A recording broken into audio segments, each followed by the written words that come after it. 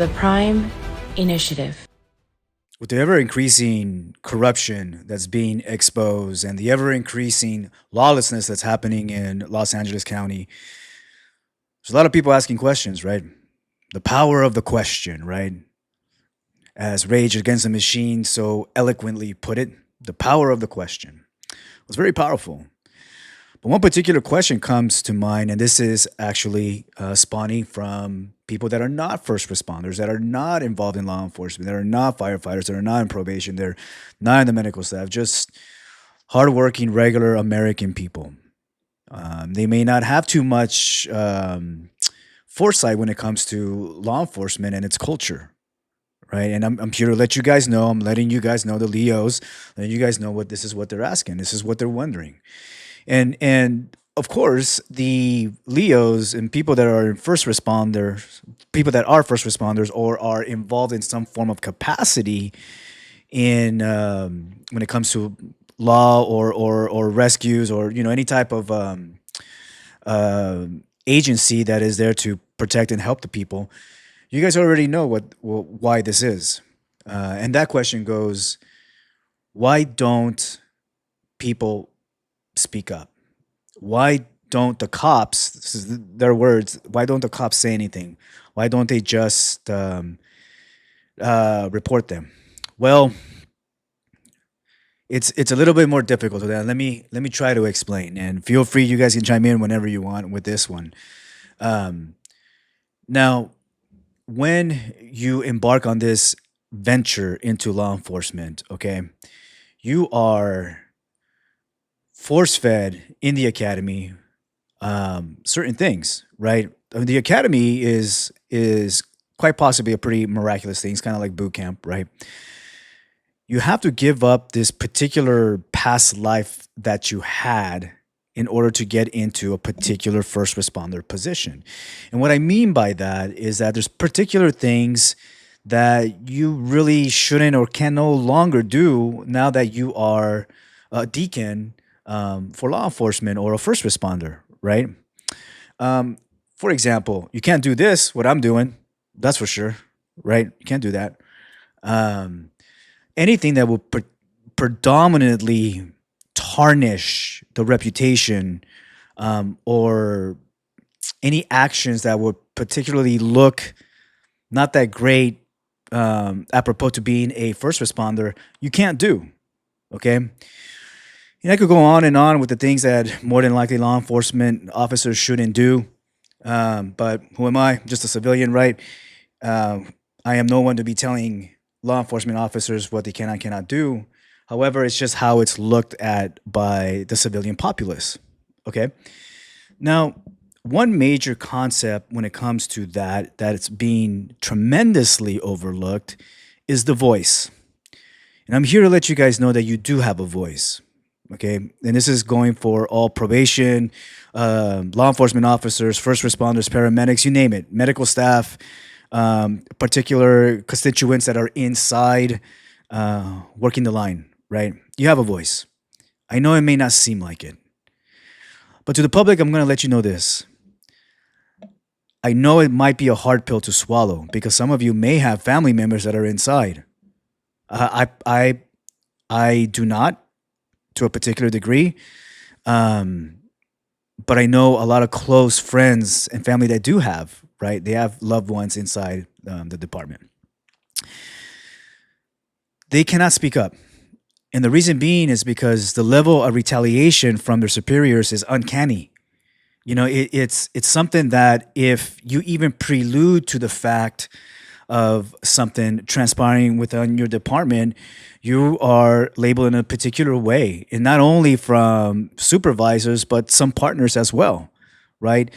That's why a lot of first responders, whether it be you're a cop, a police officer, you're a deputy, you're a deputy in courts, in on patrol, in custody, or in investigations, right? Or you're part of a particular unit.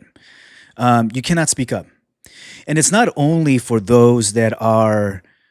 I don't want to say low level because I don't agree with that terminology, but that are not in particular units.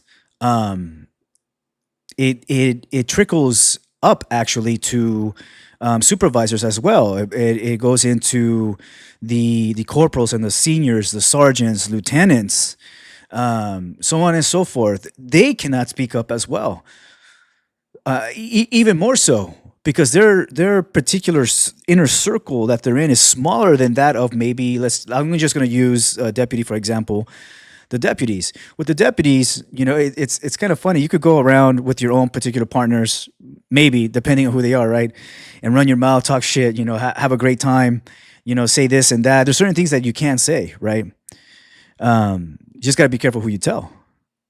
But when it comes to seniors, corporals, TOs, sergeants, and lieutenants, they cannot say shit. They cannot say anything whatsoever. So it's not only particular line staff. It's also it happens above that, right? They cannot say anything, and that becomes a problem. Why does that become a problem? Well, as I stated before in prior videos, to my understanding, when I had my small venture into law enforcement, it was definitely an eye opener. There were certain things that were transpiring. For instance, when I was dealing with all the bullshit that I was dealing with the corruption of the county at that time under Sheriff Luna, I wanted to speak up, and actually I did. I spoke up, but the level of retaliation, it was just uncanny. It was just ridiculous, and it's funny now that I remember when things like this happened. I had several partners. That would come up to me and say, and they're, I don't blame them for saying this. Okay, so don't misconstrue this, but they're just looking out, right? That this is their way of looking out. Particular partners will come up and say, "Hey, Prime, don't bring that up to service. Don't say this. Don't say that. They'll find a way to get you." And to which my rebuttal was, "Well, what are they going to do?" Right? One of them even said, "Well, accidents happen." He didn't mean it as if he was going to do something. He meant it that's the culture, right? Accidents happen. And I know some of you guys are shaking your heads, yes, and there's some of you that's shaking your heads, no. But I'm telling you this right now, yes, that is the mentality. That is the mentality. Some of you have police officers, deputies, and firefighters, probation officers that are custody assistants, security, so on and so forth. You have people working the line, right? And they're your family members, whether they be your wives, your husbands, your brothers, your sisters, your children, your parents. It doesn't matter. They're working the line, and there's certain things that they cannot say. There's certain turmoil that they're dealing with that they cannot say. Okay, they cannot speak their mind because of fear of retaliation.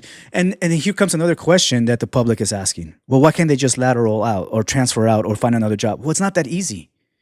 It's definitely not that easy, especially when you go into a particular department, as of Los Angeles County Sheriff's Department, how it is now.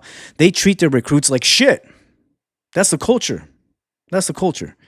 Many people will argue with that. Well, for example, a TO or someone with more years on would say, well, I went through it, so you have to go through it. Well, okay. Some of you motherfuckers got beat as a kid for no reason. So are you going to beat your kids for no reason as well? Right? Times change, things change. People come from different walks of life, right? So that's not a valid excuse. However, when it comes to particular training is essential. Training is without a doubt an essential part. But there's a stark difference between training and treatment. Those are two totally different things, right? And to the public, I'm letting you know that the treatment that the line staff, that the deputies, custody assistants and other moving parts in the department are going through, the treatment is horrendous. They are so desperately want to talk, and they can't.